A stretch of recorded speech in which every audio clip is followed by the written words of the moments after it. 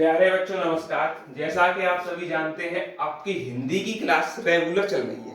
उसी के क्रम में हमारा कारक का आज अंतिम टॉपिक है जो कि सभी प्रतियोगी परीक्षाओं के लिए कारगर है।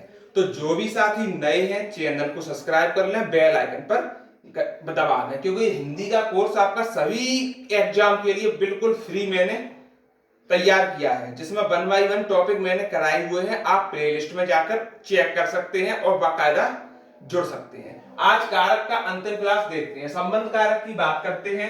संज्ञा या सर्वनाम की क्रिया से संबंध बताने वाले कारक को संबंध कारक कहते हैं।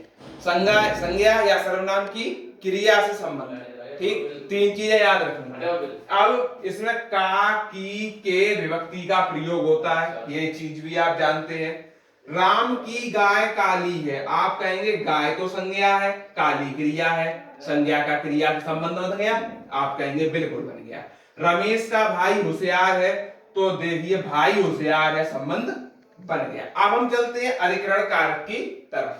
अधिकरण कारक क्या कहता है कि संज्ञा या सर्वनाम के जिस रूप से क्रिया के आधार, स्थान, समय, अवसर का बोध हो, ठीक, अधिकरण कारक कहलाता है। एक चीज और लिखना, इसमें मैं और पर विभक्ति का प्रयोग होता है। मैं और पर विभक्ति का प्रयोग होता है, आप पूरा लिख देंगे। अब इसका मैं उदाहरण देता हूं, जैसे वह 3 दिन में आएगा, मैं विभक्ति आ गई, आपने कहा ठीक सर, ये अधिकरण कारक है।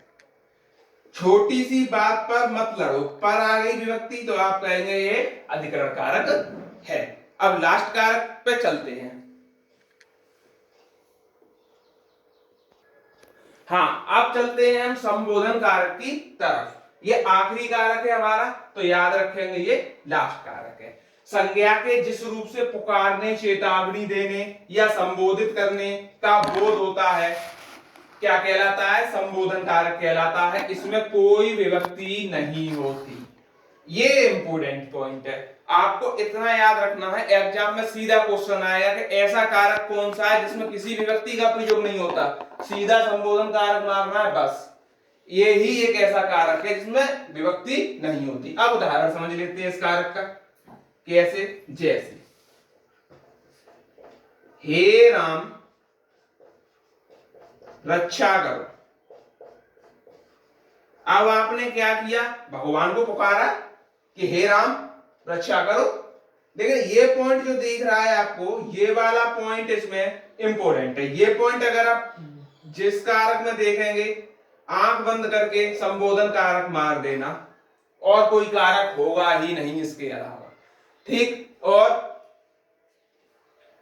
एक और एग्जांपल लेते हैं। जैसे मैंने बोला मोहन इधर आना, तो मैंने क्या किया? मोहन को संबोधित किया। कहां दिया है? संबोधित करने। और ये मार्क इसमें भी लगा है। इसी के साथ आपका कारक का टॉपिक जो था वो होता है खत्म। और अब हम कुछ आपको इंपॉर्टेंट चीज बताएंगे, ध्यान से सुनना।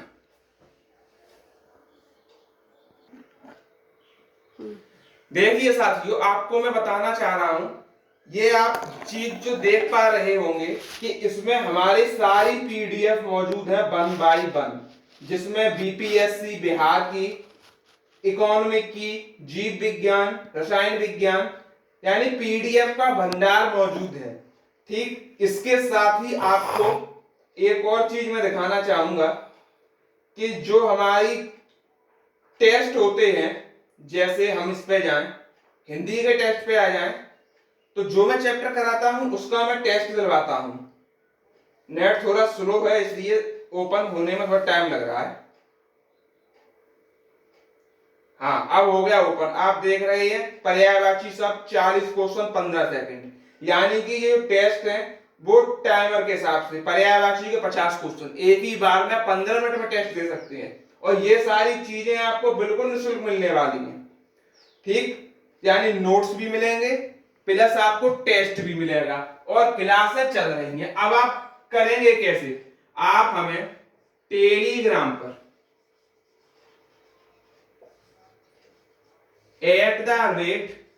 @Dube1222